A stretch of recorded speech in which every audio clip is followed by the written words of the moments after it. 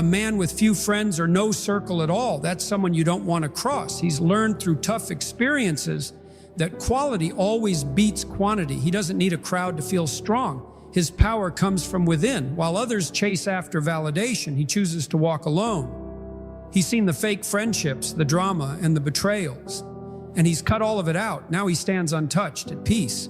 He doesn't need anyone to make him whole. He's complete on his own. The end.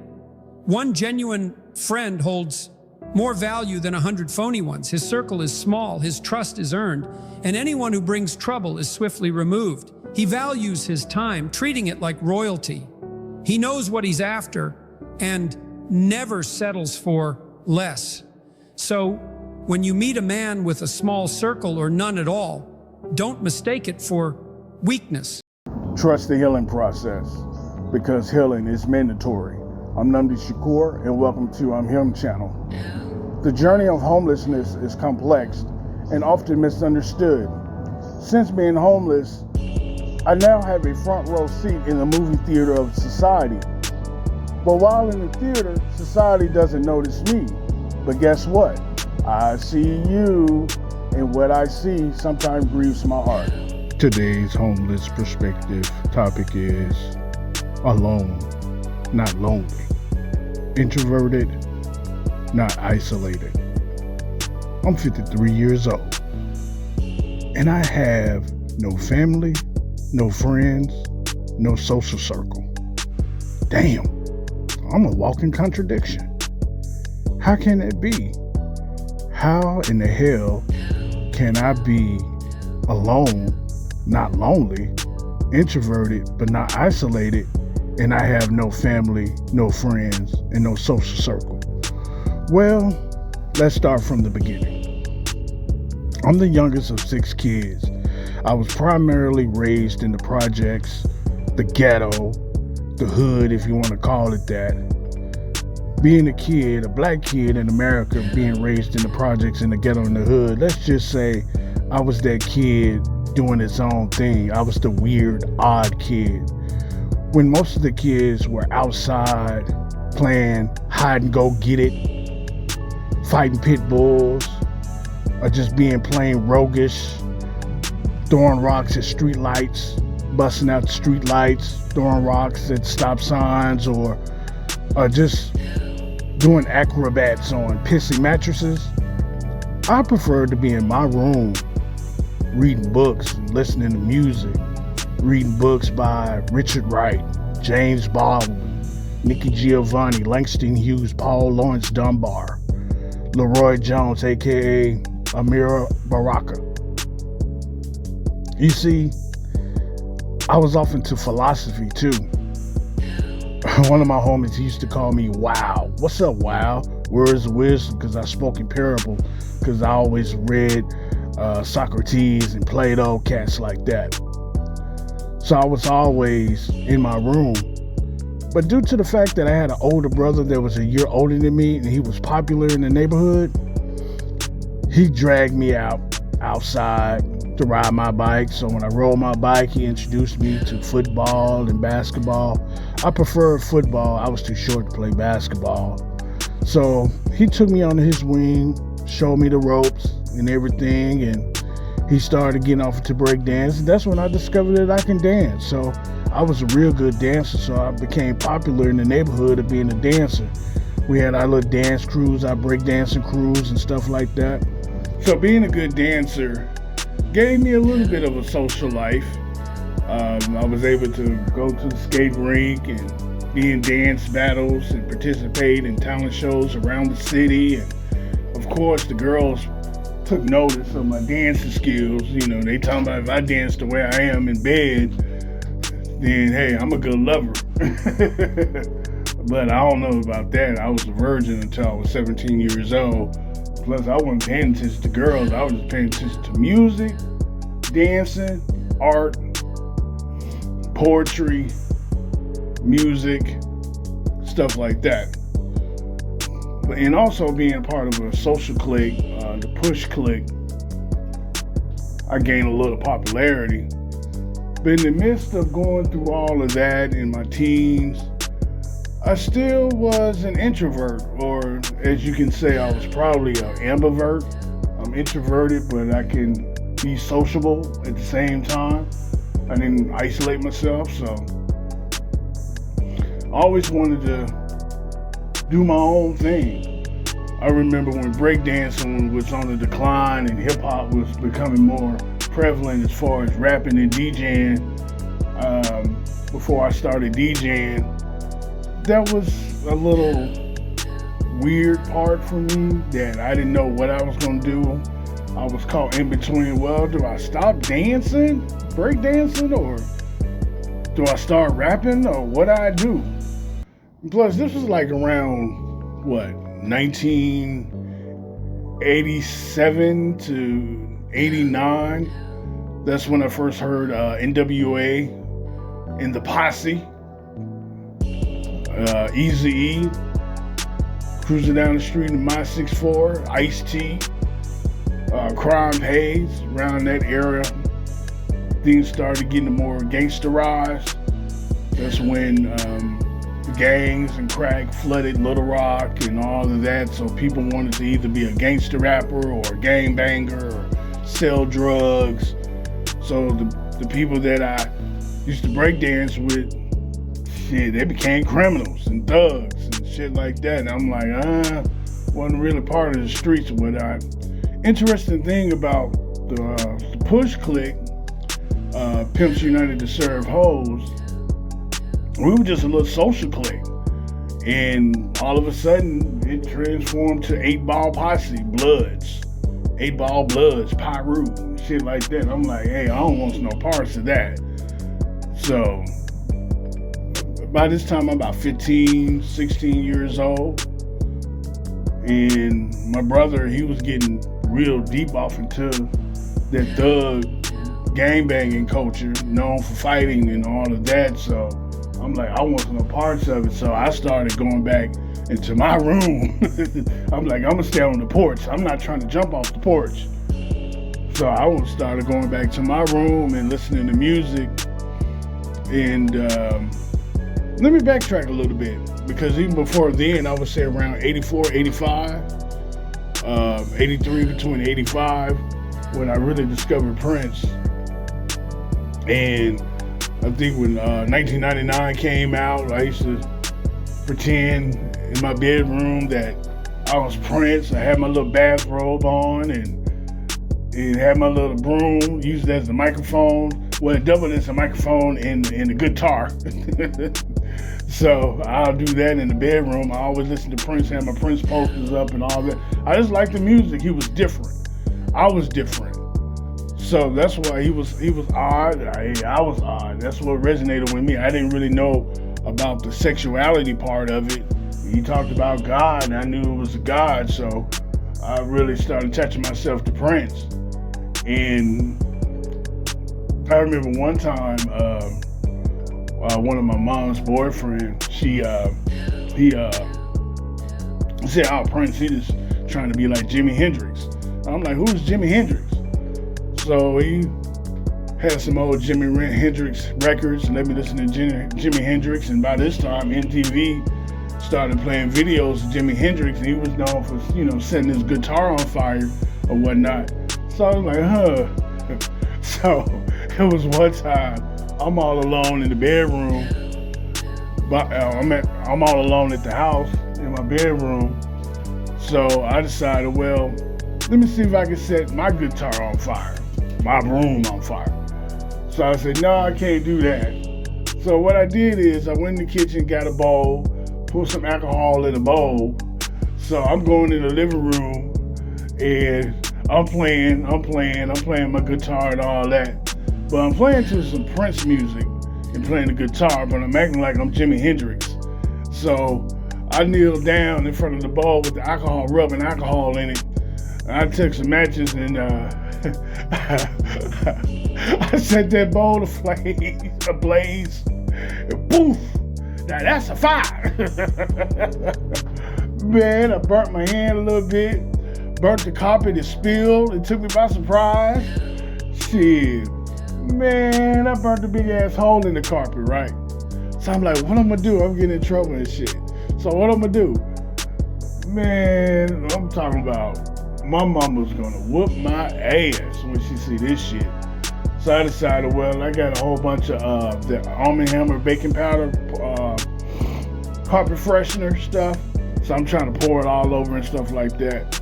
And I'm vacuuming it up and all that, so the burnt stuff wouldn't come up. So I'm like, my excuse was I put too much carpet freshener on the carpet. And it clumped up to the vacuum and it got burnt up some type of way through the motor of the vacuum cleaner. I came up with this elaborate ass lie to my mom. She knew I was lying. She was like, I smell the alcohol in the carpet. What the hell was you doing? So I went ahead and confessed, playing like I'm Jimi Hendrix. So that's the type of kid I was. So by the time, like, fast forward from 83 to 85 to 89, 88, 89, everybody selling dope, selling crack and all that. So I didn't know what to do. I mean, I didn't know how to fit in. I didn't want to sell crack. I didn't want to gang bang. I didn't want to run the streets and all that shit. I didn't want to tote a gun. So that's what everybody was doing. So by this time, my brother, he gets locked up. So I'm like, oh shit, I'm all alone. Throughout my journey in life, I felt like I've been alone most of my life. Yeah, I've been married, been to the military, been to college, met plenty of people, had plenty of associates. I've even been a youth minister at a church. But I always felt alone. I felt like people really just didn't really get me or connect with me. Being an introvert, we tend to be shy at times, quiet, and not say much. There have been some times where I be at a party and I'm one of the ones throwing the party and people didn't notice I was there, and I'm right there chilling in the corner, sipping my drink, and they be like, where's G at? I'm like, nigga, I'm right here. You know what I'm saying? People don't notice me. And also, I remember one time on my 13th birthday, I get up, I'm like, oh, today's my birthday. I'm thinking the household is gonna make a big deal about my birthday. My mama didn't say nothing, her boyfriend didn't say nothing, my brother didn't say anything about my birthday that morning before I went to school. Went the whole day to school. At school, nobody wished me happy birthday. It wasn't until after school I got home until about 10 o'clock that my mom was like, I didn't wish you happy birthday. You know, so as an introvert, you tend to go unnoticed, and that's one of the contradictions of being an introvert, that you want to be noticed, but you don't want to be seen. You don't want to make a scene, but you want to be noticed. So going through this healing process, I realized that I'm finally okay with being alone. You see, for over 50 years, I've lived my life fragmented through family, friends, and social circles. I spent years of emotion. You see, emotions is energy, and sometimes energy is spent through the turbulent, chaotic currents called hard times. So during these hard times, I'm all one with myself and others. I'm all one with self first. And I understand others for who they are, not for who I wish them to be. So I'm all one. 51 years it took me. All that time and energy and emotions wasted, spent, gone. Can't get it back though. Like I always said that I'm not the sharpest knife in the drawer. However, I can cut through the basic fundamentals. So let's take a look at the word alone. Alone means unaccompanied, solitary, without companions, used in the 1300s, a contraction of all of one from Old English. Unaccompanied, all by itself, in Old English. Literally means wholly of oneself. From all is one in self. It preserves the old pronunciation of meaning one. That's it. Finally, I'm content with being by myself, being alone. But I'm not lonely. I don't feel sorry for myself. I'm no longer being scatterbrained and try to spread myself thin by being a people pleaser. I'm in tune with my authentic self, being one. And at the same time, I'm at one and at peace with other people according to who they are. I have no bitterness. I have no anger towards people who I felt that didn't ultimately remain solid with me. And I forgive myself for my mistakes. And also being by myself, I'm accountable for myself. I'm accountable for myself. I'm accountable for my actions, whether they're good or bad. I can't blame it on anybody but me because it's just me alone by myself. So my successes and my failures, I'm accountable for them. And I'm the reason for them.